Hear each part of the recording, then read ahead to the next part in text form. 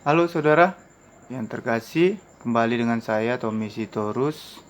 Saya akan kembali menyampaikan integritas Yusuf part yang kedua.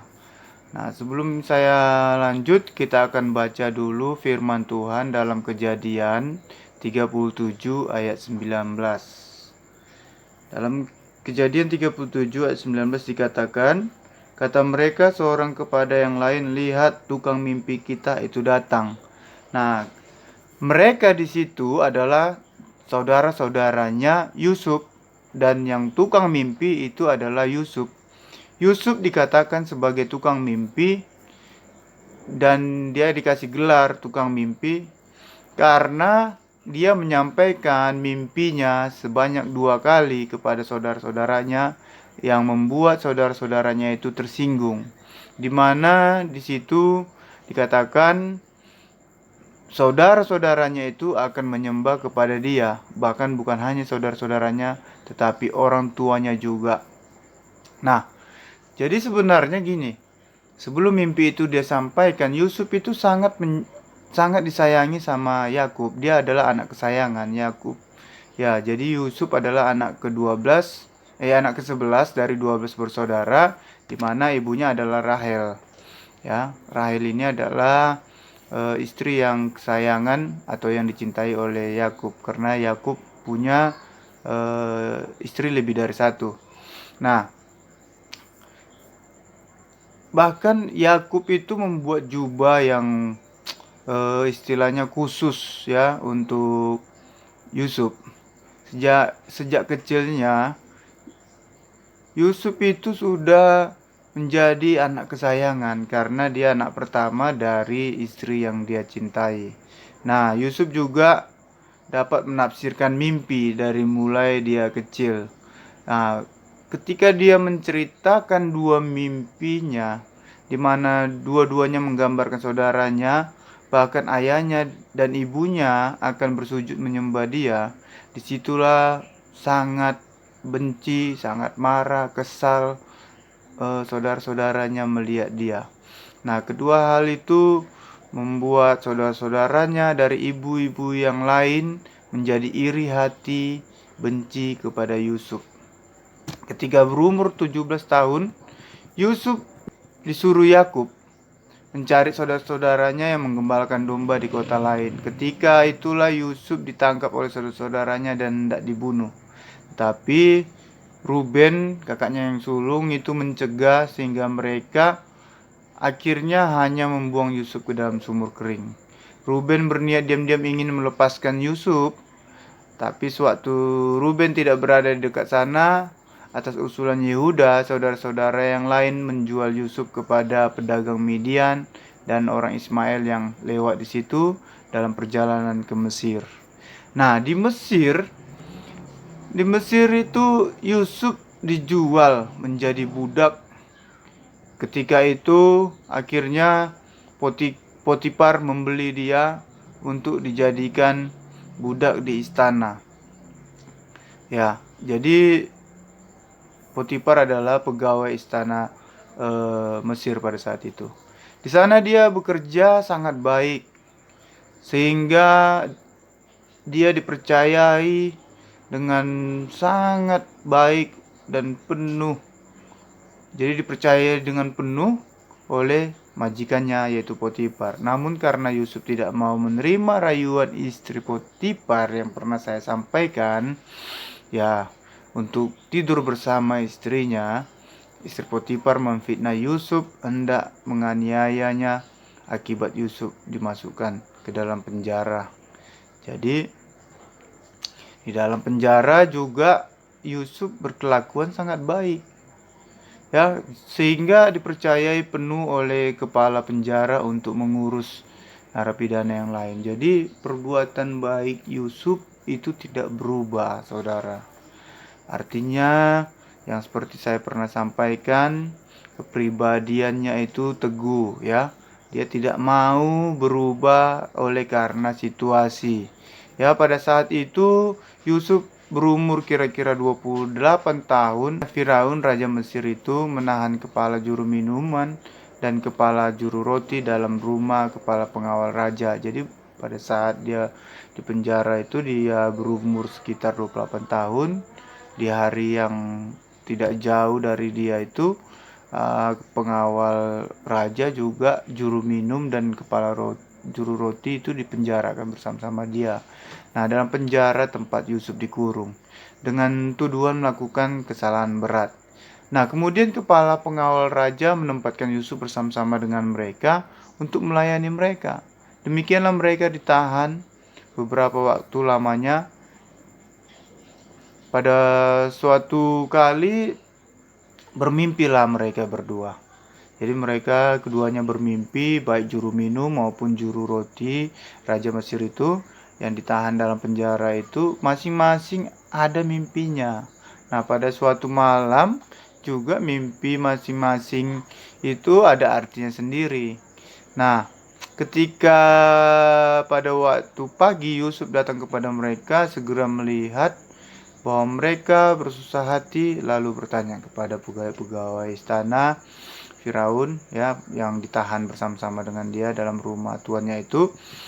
Kita tahu kan bagaimana bahwasanya sikap Yusuf ini adalah orangnya yang ramah, baik ya, dan dia itu sangat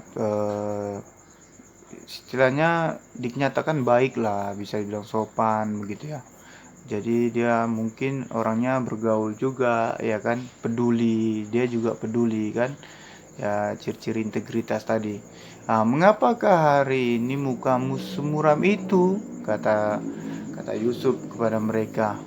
Nah, mereka menjawab kepadanya, kami bermimpi tetapi tidak ada seorang pun yang dapat mengartikannya. Lalu kata Yusuf kepada mereka, bukankah Allah yang menerangkan arti mimpi? Ceritakanlah kiranya mimpimu itu kepadaku. Setelah diceritakan, Yusuf memberitahu arti mimpi itu. Di dalam 3 hari Firaun akan mengambil kepala juru minuman ke dalam pangkat yang dahulu dan melayani Firaun kembali. Sedangkan dalam 3 hari yang sama kepala juru roti akan dihukum mati. Jadi akan digantung pada sebuah tiang.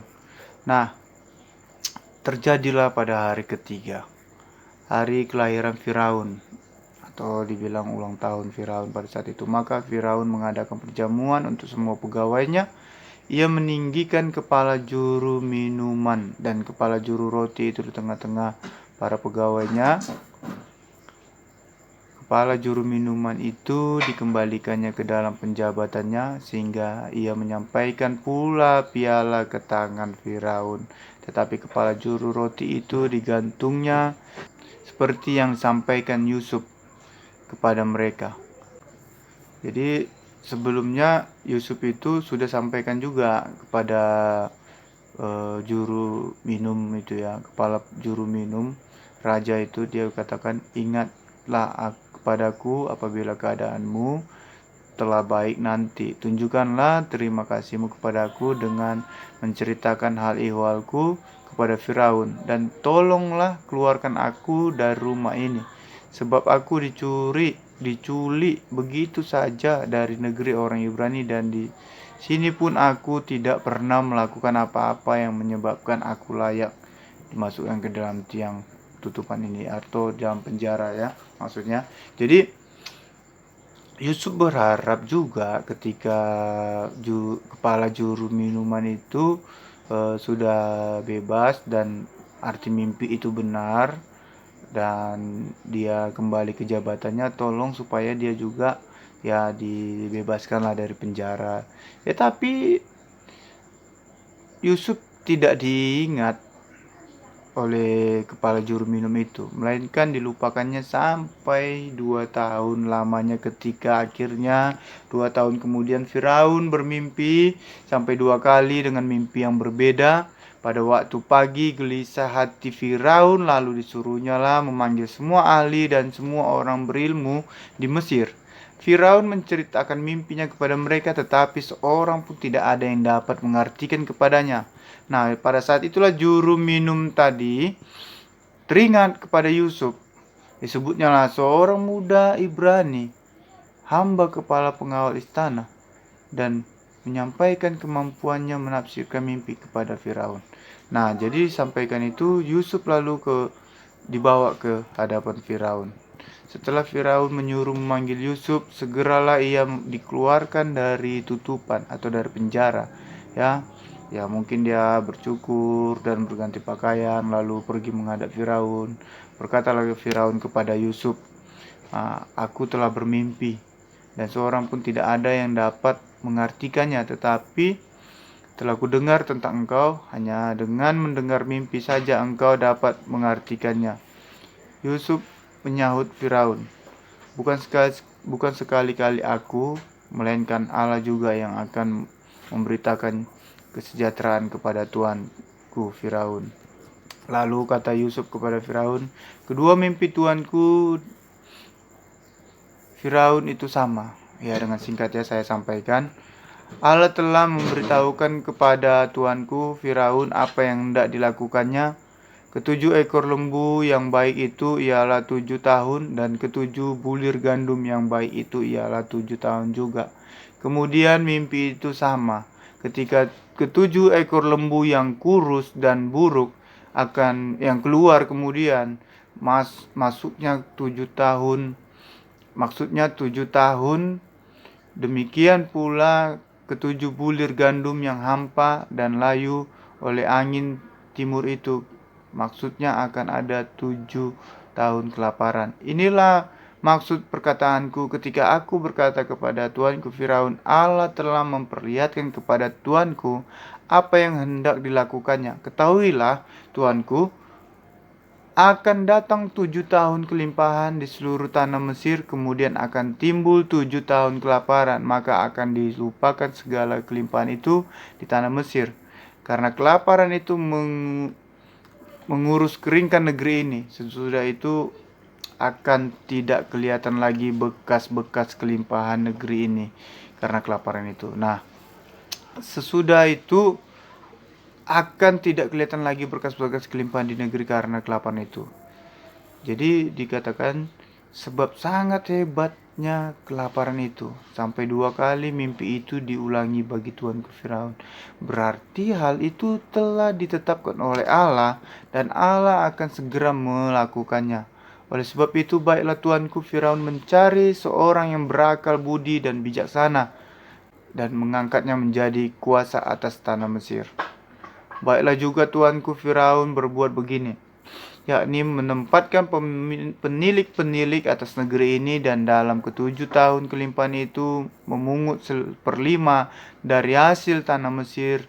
Mereka harus mengumpulkan segala bahan makanan dalam tahun-tahun yang baik yang akan datang ini, dan di bawah kuasa tuanku Firaun menimbun gandum di kota-kota sebagai bahan makanan serta menyimpannya. Nah, demikianlah segala bahan makanan itu menjadi persediaan untuk negeri ini dalam ke-7 tahun kelaparan yang akan terjadi di tanah Mesir, supaya negeri ini juga jangan binasa karena kelaparan. Jadi pada saat hal itu disampaikan Yusuf, Raja Firaun melihat bahwasanya dia penuh dengan hikmat dari Tuhan, dan dia sangat bijaksana, dan dia juga orang yang cocok untuk menjadi orang yang dipercayakan untuk melakukan tugas itu.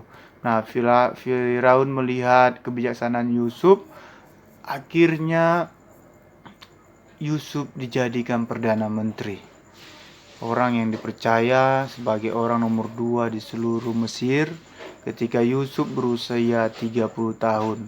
Dia keluar dari penjara itu. Nah, akhirnya saudara, pada saat itu Yusuf mengatur penyimpanan makanan sehingga ketika kekurangan yang hebat terjadi di seluruh Timur Tengah, di Mesir ada kelimpahan makanan sampai orang-orang dari negara lain ikut membeli, termasuk keluarganya juga datang ke situ dan harus sujud menyembah dia untuk memohon agar mereka juga diberi makanan. Ya saudara, Yusuf yakin dengan mimpinya itu dari Tuhan dan dia berintegritas. Dia tidak berubah, dia tetap menjadi orang yang baik, dia tetap takut akan Tuhan, dia bijaksana, Saudara, saya percaya ketika dia di penjara juga dia memuji, merenungkan, menyembah Tuhan, dan dia semakin dekat dengan Tuhan. Karena itulah janji Tuhan bagi orang-orang yang takut akan Tuhan dan merenungkan firman Tuhan siang dan malam dan melakukannya. Jadi saudara, pada saat hari ini, pada saat bagian ini saya mau sampaikan, itulah yang menjadi bagian Yusuf. Dengan integritasnya, dia bisa meraih mimpi yang dari Tuhan. Dan kalau kita renungkan, dia hanya setia. Dia hanya takut dengan Tuhan. Dia hanya memuliakan Tuhan. Tapi Tuhan berikan dia hikmat, kebijaksanaan, dan bahkan kemampuan untuk mengatur strategi untuk menyelamatkan sebuah negeri.